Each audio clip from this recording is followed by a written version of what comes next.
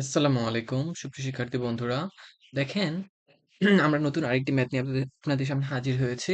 তো এই ম্যাথটা বিভিন্ন চাকরির পরীক্ষায় প্রায় এসে থাকে। সো চলেন আমরা আজকের এই ম্যাথটা সলভ করার চেষ্টা করি ইনশাআল্লাহ। বলছে একটা পুকুরের দৈর্ঘ্য আছে ৬০ মিটার, পাড়সহ পুকুরের দৈর্ঘ্য ৬০ মিটার, পাড়সহ পুকুরের প্রস্থ ৪০ মিটার। তো এখন পাড়ের দৈর্ঘ্য হইল ৩ মিটার করে। পাড়ের দৈর্ঘ্য কত মিটার? ৩ মিটার। পাড়ের দৈর্ঘ্য ৩ মিটার। এখন বলছে পাড়ের ক্ষেত্রফল কত? ঠিক আছে?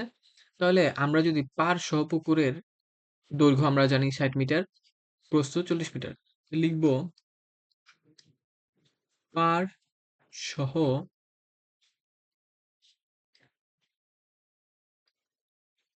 পুকুরের দৈর্ঘ্য ৬০ মিটার, পাড়সহ পুকুরের প্রস্থ ৪০ মিটার। পাড়সহ পুকুরের ক্ষেত্রফল কত হবে মাই ডিয়ার স্টুডেন্ট বলেন তো? পাড়সহ পুকুরের ক্ষেত্রফলটা হবে দৈর্ঘ্য গুণন প্রস্থ। I mean ২৪০০ স্কয়ার মিটার, বর্গমিটার। ঠিক আছে?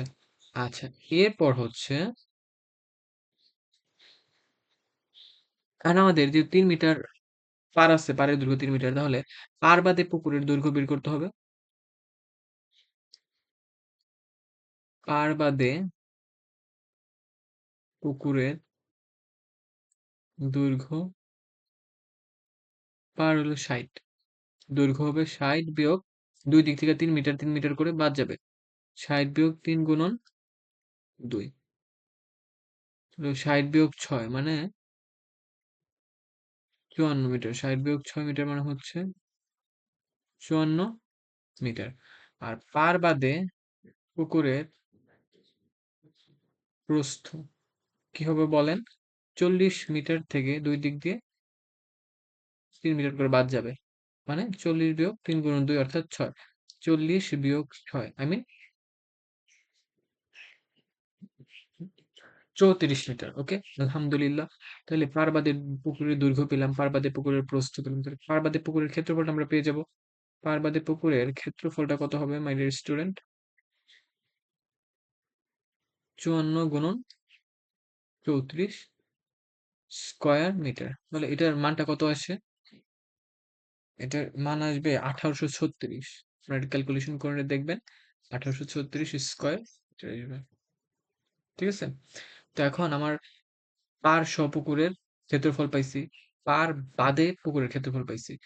পাড়সহ ক্ষেত্রফল থেকে পাড় বাদে পুকুরের ক্ষেত্রফল যদি আমরা বাদ দেই, তাহলে তো আমরা পাড়ের ক্ষেত্রফলটা পেয়ে যাব। সুতরাং পাড়ের ক্ষেত্রফল কেমন আসে? পাড়ের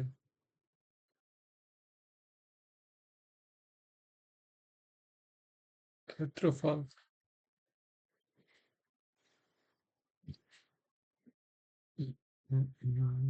২৪০০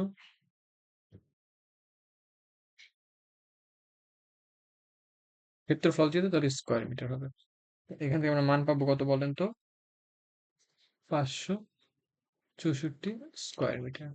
সো মাই ডিয়ার স্টুডেন্ট, এই ম্যাথটা কিন্তু খুব ইম্পর্টেন্ট, খুব ইম্পর্টেন্ট, খুব ইম্পর্টেন্ট। এটা প্রায় বিভিন্ন পরীক্ষাতে এসে থাকে। তো আজকে আমাদের ভিডিওটা এই পর্যন্ত থাকবে। এতক্ষণ সাথে থাকার জন্য ধন্যবাদ। আসসালামু আলাইকুম ওয়া রাহমাতুল্লাহি ওয়া বারাকাতুহু।